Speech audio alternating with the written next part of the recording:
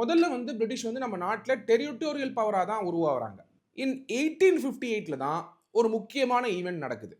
அந்த ஈவெண்ட் வந்து சிப்பாய் மியூட்டினி. எல்லாருக்குமே தெரியும். ஹிஸ்டரி படிச்ச எல்லா மாணவர்களுக்கும் தெரியும். ஏன் பொதுமக்கள் கூட சிப்பாய் மியூட்டினி நடந்தது எல்லாருக்கும் ஓரளவுக்கு தெரியும். 1858ல சிப்பாய் மியூட்டினி நடக்குது. இந்தியன் வார் ஆஃப் இண்டிபெண்டன்ஸ்னு சொல்லுவாங்க. அந்த சிப்பாய் மியூட்டினிக்கு முன், சிப்பாய் மியூட்டினிக்கு பின். இதுதான் ரொம்ப இம்பார்ட்டன்ட். அந்த ஹிஸ்டரி வந்து நம்ம கிளியரா புரிஞ்சுக்கணும். The British Crown assumed direct responsibility for the governance in India. அதுக்கு முன்னாடி வரைக்கும் பிரிட்டிஷ் கவர்மெண்ட் என்ன பண்ணியிருந்தாங்கன்னா, ஈஸ்ட் இந்தியா கம்பெனி வழியா இந்தியாவை வந்து கண்ட்ரோல் வச்சிருந்தாங்க.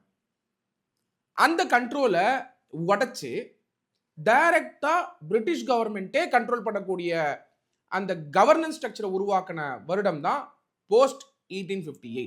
ஏன்னா சிப்பாய் மியூட்டினி நடந்த உடனேயே, அந்த கிளர்ச்சி நடந்த உடனேயே இம்மீடியட்டா பிரிட்டிஷ் கவர்மெண்ட் இங்க டைரக்டா வந்து கண்ட்ரோல் பண்ணணும் அப்படிங்கிறத எஸ்டாப்ளிஷ் பண்றாங்க. ஆப்பர்ச்சுனிட்டி ஆஃப் கண்ட்ரோல் நம்ம புரிஞ்சுக்கலாம். இது opportunity of control. And this rule continued until India was granted independence on August 15, 1947. அப்ப நம்ம இண்டிபெண்டன்ஸ் யார்கிட்ட இருந்து வாங்கணும்? ஈஸ்ட் இந்தியா கம்பெனி கிட்ட இருந்து வாங்கணுமா, இல்ல பிரிட்டிஷ் எம்பையர் கிட்ட இருந்து வாங்கணுமா?